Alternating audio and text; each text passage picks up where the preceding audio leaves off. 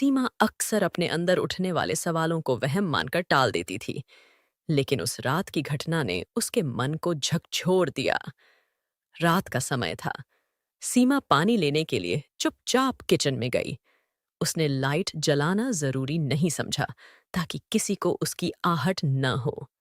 जैसे ही वह पानी लेकर अपने कमरे की ओर लौटने लगी, उसने देखा कि वंदना का बेडरूम का दरवाजा खुला खुला और वंदना किचन में आ गई। सीमा झट से ड्राइंग रूम के एक अंधेरे कोने में पर्दे के पीछे छिप गई। वंदना किचन में कॉफी बनाने लगी। तभी विशाल भी वहां आ गया। सीमा पर्दे के पीछे से सब देख रही थी। वंदना ने मुस्कुराते हुए कहा, मुझे कॉफी बना लेने दो, फिर रूम में चलकर पीते हैं। लेकिन विशाल को सब्र कहाँ था। वह वंदना के करीब आ गया। सीमा का एक दिल तेजी से धड़कने लगा। पर्दे के पीछे से वह सब देख रही थी। वंदना ने हंसते हुए विशाल से कहा, अगर सीमा जाग रही हो तो। इस पर विशाल ने कहा, वह बहुत अच्छी है। वंदना खिलखिलाते हुए बोली, अच्छी है, लेकिन उस पर नजर मत रखना, वरना आंख निकाल दूंगी। दोनों की हंसी ने सीमा को और भी बेचैन कर दिया। किसी तरह वह अपने कमरे में वापस गई, लेकिन रात भर सो नहीं पाई।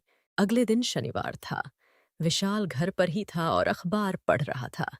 उसने वंदना को आवाज दी, मुझे सर में तेल लगा दो। सीमा ने तुरंत कहा, दीदी, अगर आप कहें तो मैं लगा देती हूँ। वंदना ने मुस्कुराते हुए हामी भर दी। सीमा तेल लेकर विशाल के पास पहुंची। वह सोफे पर बिना शर्त के बैठा था।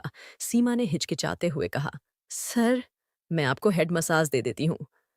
विशाल को थोड़ा असहजता महसूस हुई, लेकिन वंदना की हंसी सुनाई दी। आज साली हेड मसाज दे रही है, मना मत करना। सीमा ने धीरे धीरे अपनी उंगलियों से विशाल के सिर पर तेल लगाना शुरू किया। विशाल को बहुत सुकून मिल रहा था। उसकी आंखें बंद होने लगीं। सीमा की उंगलियां उसकी कनपटी से होते हुए गर्दन तक पहुंच गईं। तभी वंदना ने कहा, मैं नहाने जा रही हूं। वंदना का नहाना मतलब कम से कम आधे घंटे का समय। सीमा ने मसाज जारी रखी, लेकिन खुद को असहज महसूस कर रही थी। उसने धीरे से पूछा, आपको कुछ और चाहिए?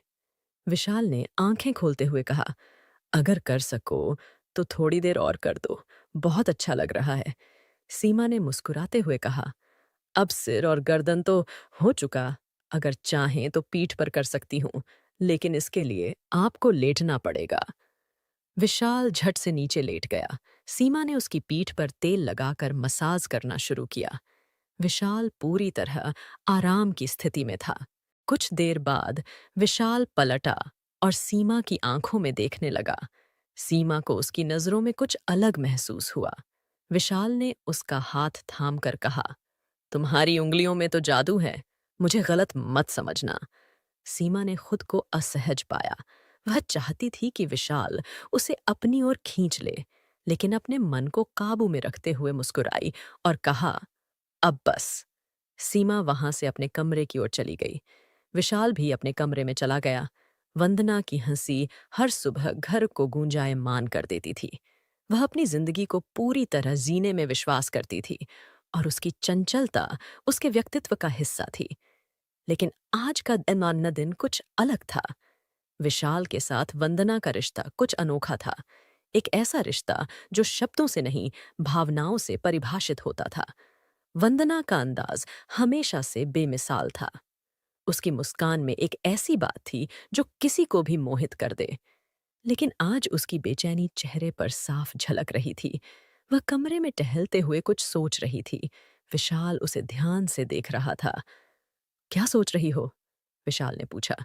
वंदना ने मुस्कुराने की कोशिश की, लेकिन उसकी आंखें उसकी बेचैनी को छिपा नहीं पाईं। बस, कुछ खास नहीं, उसने धीमे से कहा थी।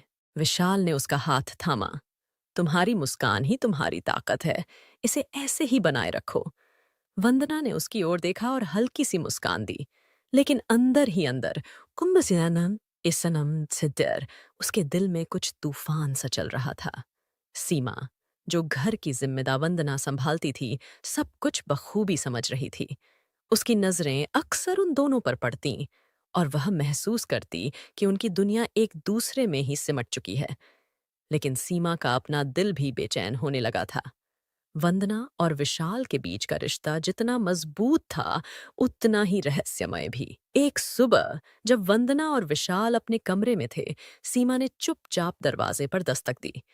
अंदर से हल्की आवाज आई, आ जाओ। सीमा ने धीरे से दरवाजा खोला और पानी का जग का जग रखते हुए अंदर झांका। वंदना, जो ड्रेसिंग टेबल के सामने खड़ी थी, ने उसे धन्यवाद कहा, लेकिन सीमा की नजर शीशे में विशाल पर पड़ी। वह वंदना की ओर कुछ कह रहा था और उनकी आंखों में एक अलग ही चमक थी। सीमा जल्दी से कमरे से बाहर निकल आई, लेकिन उसका दिल तेजी से धड़क रहा था। दिन बीतते गए और घर की दिनचर्या बदलने लगी। वंदना और विशाल की बातचीत, उनके हंसी ठिठोली की आवाजें और उनका आपसी तालमेल सीमा को बार बार अपनी ओर खींचता। उसे लगने लगा था कि वह भी इस कहानी का एक हिस्सा बन गई है, लेकिन उसकी भूमिका अब तक स्पष्ट नहीं थी। एक दिन जब सीमा किचन में नाश्ता बना रही थी, उसने बाथरूम से आती हल्की आवाजें सुनी। वंदना और विशाल की हंसी और बातें पानी की बूंदों के साथ घुल मिल रही थीं। सीमा ने खुद को संभालने की कोशिश की, लेकिन उसके मन में हलचल मच गई। वह धीरे से अपने कमरे में गई और शीशे के सामने खड़े होकर अपने चेहरे को देखा।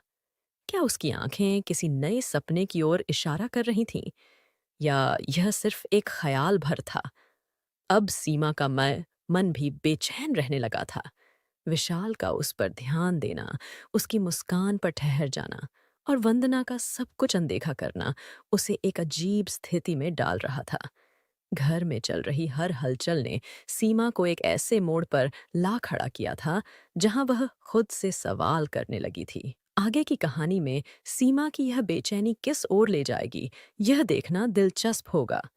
क्या वह अपनी भावनाओं को दबा पाएगी, या फिर उसकी कहानी भी वंदना और विशाल की कहानी में उलझ जाएगी? यह एक अनकही दास्तां की शुरुआत थी, जो हर पाठक को बांधने का दम रखती है। गहरी रात का सन्नाटा था। सीमा पानी लेने के लिए रसोई की ओर बढ़ी। उसने लाइट जलाना जरूरी नहीं समझा, ताकि किसी की नींद नींद न टूटे। चुपचाप पानी का गिलास लेकर जब वह वापस लौटने लगी, तभी वंदना के बेडरूम का दरवाजा खुला। सीमा अचानक रुक गई और जल्दी से ड्राइंग रूम के पर्दे के पीछे छिप गई। वहां अंधेरा था, लेकिन उसकी धड़कनें तेज हो रही थीं। वंदना किचन में आई और कॉफी बनाने लगी। तभी पीछे से विशाल भी वहां आ गया। सीमा का मन घबराहट से भर गया, लेकिन उसने खुद को शांत रखा। वंदना मुस्कुराते हुए बोली, पहले कॉफी बना लेने दो, फिर कमरे में चलकर पीते हैं। लेकिन विशाल को इंतजार कहाँ था। उसने धीरे से वंदना के करीब जाकर कुछ कहा। दोनों के बीच की नजदीकियां सीमा के दिल को तोड़ रही थीं। पर्दे के पीछे छिपी सीमा की आंखों से आंसू बहने लगे। विशाल वापस जाने को मुद्दा तो वंदना ने उसे रोक लिया। हल्की हंसी में बोली, ऐसे मत जाओ, अगर सीमा जाग रही हो तो क्या सोचेगी? विशाल भी मुस्कुराते हुए बोला, सीमा तो बहुत अच्छी है, वैसे भी वह कभी कुछ गलत नहीं सोचती। वंदना ने चुटकी ली, अच्छी है, लेकिन उस पर नजर डालने की जुर्रत की तो आंखें निकाल दूंगी। दोनों खिलखिलाकर हंस पूर्णते। सीमा ने यह सब सुना और जैसे तैसे खुद को संभालते हुए अपने कमरे में लौट आई। उसकी आंखें अभी भी भीगी थीं और दिल में दर्द था।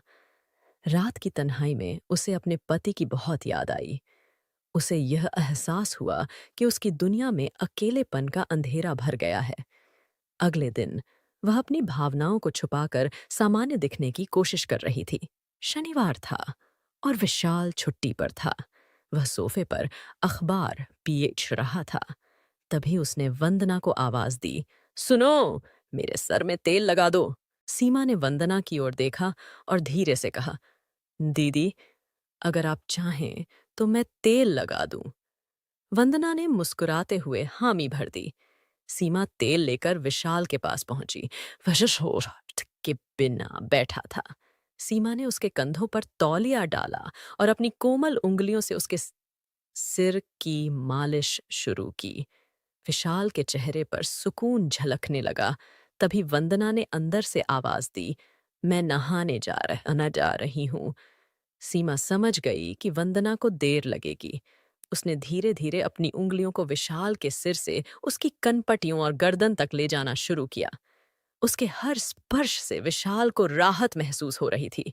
कुछ देर बाद सीमा ने कहा, सर, अब अगर आप चाहें तो पीठ की मालिश भी कर सकती हूँ, लेकिन इसके लिए आपको लेटना पड़ेगा।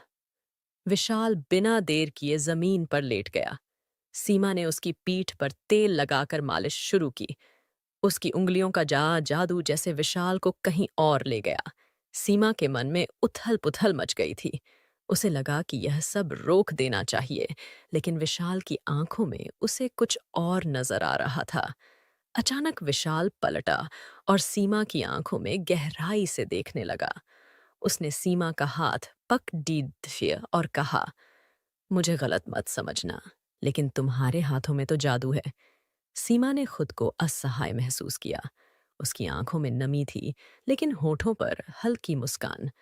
उसने खुद को संभालते हुए कहा, अब बस, सर, और वहां से उठकर अपने कमरों में चली गई।